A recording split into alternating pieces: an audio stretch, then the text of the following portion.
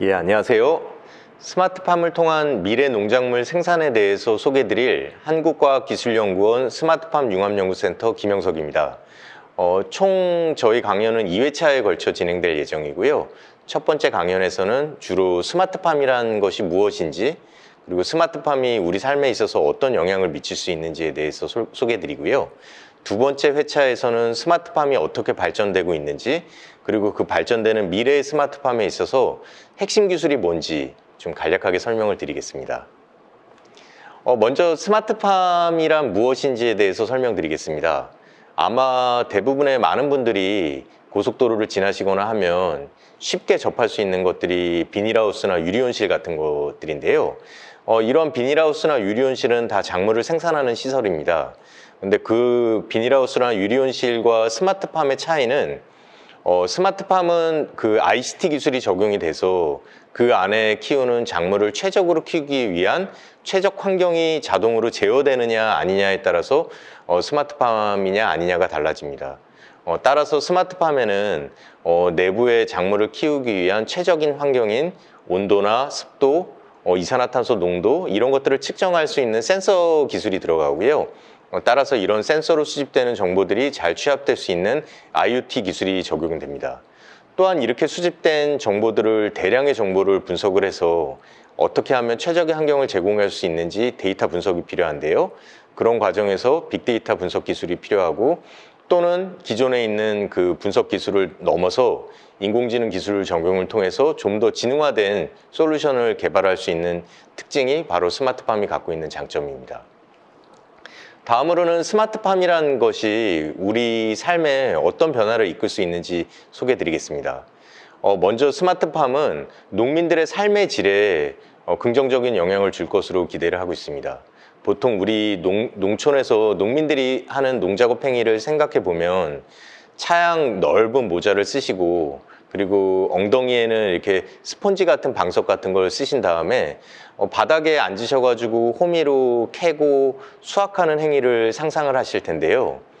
스마트팜은 그런 허리를 구부리는 농민들의 그 농작업 행위를 개선하기 위해서 농작물들을 유인줄에 매달아서 위로 올려서 키울 수 있는 장점이 있습니다.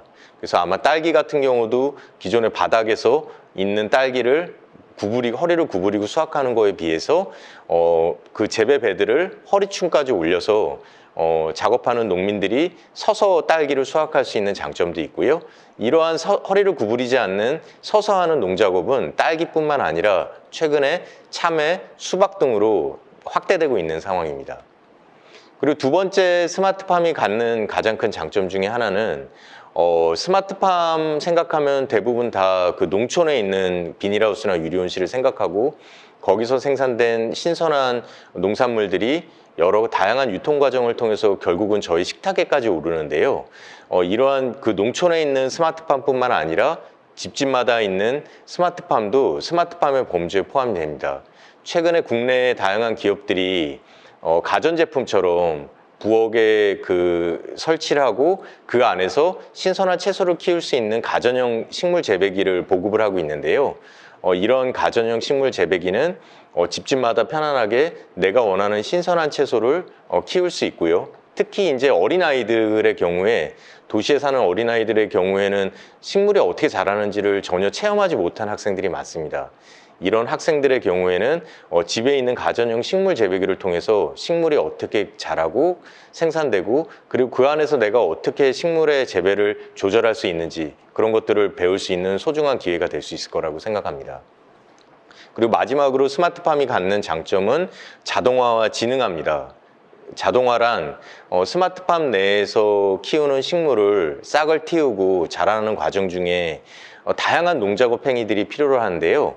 이런 사람이 하는 농작업 행위를 로봇이 대체한다는 뜻을 말합니다. 국내의 경우는 아니고 해외에서는 식물을 정식하고 이동하고 수확하는 이런 다양한 행위들을 로봇들이 대신할 수 있는 연구가 활발하게 진행되고 있고요. 이런 로봇 자동화가 진행된다면 농민들 또는 농촌에서 일하는 사람들의 일자리가 줄어드는 건 아니냐 이렇게 걱정할 수도 있지만 이런 로봇이 자동화를 대체해 줄 때 농민들은 좀 더 생산성을 올리고 좀 더 수익을 얻을 수 있는 데이터를 관리하고 좀 더 나은 농법을 개발하는 쪽에 시간을 투자할 수 있는 기회가 될 거라고 생각을 합니다. 그리고 또 하나는 작물을 재배하다 보면 그 과정 중에 농민들이 맞닿는 여러 가지 어려움들이 있습니다. 예를 들면 병에 걸린다든지 작물이 좀 이상한 그 생육이나 상태를 보인다든지 그럴 때는 이제 전문가들의 다양한 조언이 필요한데요. 그때 해외에 있는 하나의 사례는 이런 전문가들을 직접 우리 온실로 초빙해서 그분들의 의견을 듣고 어떻게 처방을 할지를 구하는 게 아니라 이런 행위들을 다 원격으로 하게 됩니다. 스마트폰으로 내 농장에 그 토마토가 어떤 병이 걸렸는지 사진을 찍어서 그 소프트웨어상에 올리면 전문가들이 그걸 보고 이건 어떤 병에 걸렸으니 어떤 작물 보호제를 처방하는 게 좋겠다. 이런 식으로 온라인상에서 비대면으로 이루어지는 행위를 하나의 그 지능화의 사례라고 말씀드릴 수 있습니다. 강원도의 경우에도 스마트팜이 영동, 영서 지역에 다양하게 분포되어 있고요. 그리고 특히 이제 강릉 같은 경우에는 파프리카나 딸기, 그리고 이 평창 같은 경우에도 파프리카나 토마토 농가들이 꽤 있고요. 이는 그 춘천 지역도 마찬가지인데요. 강원도 지역이 갖는 한 가지 특징은 영동 지역에 있는 그 스마트팜의 경우에는 바닷가를 근처로 해서 지금 최근 건설되고 있는 다양한 발전소들에서 나오는 그런 폐열들을 온실의 난방원으로 이용할 수 있는 부분도 장점으로 생각할 수가 있고요. 특히 이제 춘천에 있는 소양댐 같은 경우는 수력을 이용하기 때문에 그 안에서 차가운 물 또는 생성되는 전기를 이용할 수 있는 장점들이 있습니다. 그래서 강원도에 있는 스마트팜 같은 경우는 그 지역이 가지고 있는 다양한 특성들을 활용해서 스마트팜에 들어가는 에너지 비용을 낮출 수 있는 좋은 기회가 될 수 있을 거라고 생각합니다. 그리고 두 번째는 최근 그 기상이변이나 기후변화 때문에 옛날에는 남쪽에서 키우던 사과나 다양한 아열대성 작물들이 점점 중부 지역으로 올라가고 강원권으로도 올라오고 있는데요. 강원도가 가지고 있는 이런 환경적인 특성을 이용해서 여름철 생산하기 힘든 딸기들을 강원도의 서늘한 기후를 이용해서 생산한다거나, 그리고 강원도가 가지고 있는 그 다양한 산간 지역에서 자라고 있는 약용식물들을 스마트팜을 통해서 대량 생산하는 곳 쪽으로 강원도가 가지고 있는 장점을 활용할 수 있을 거라고 생각합니다. 이번 회차에서는 스마트팜에 대해서 말씀드렸고요. 다음 회차에서는 미래 농작물 생산에 스마트팜이 어떻게 활용될 수 있는지 소개해 드리겠습니다. 감사합니다.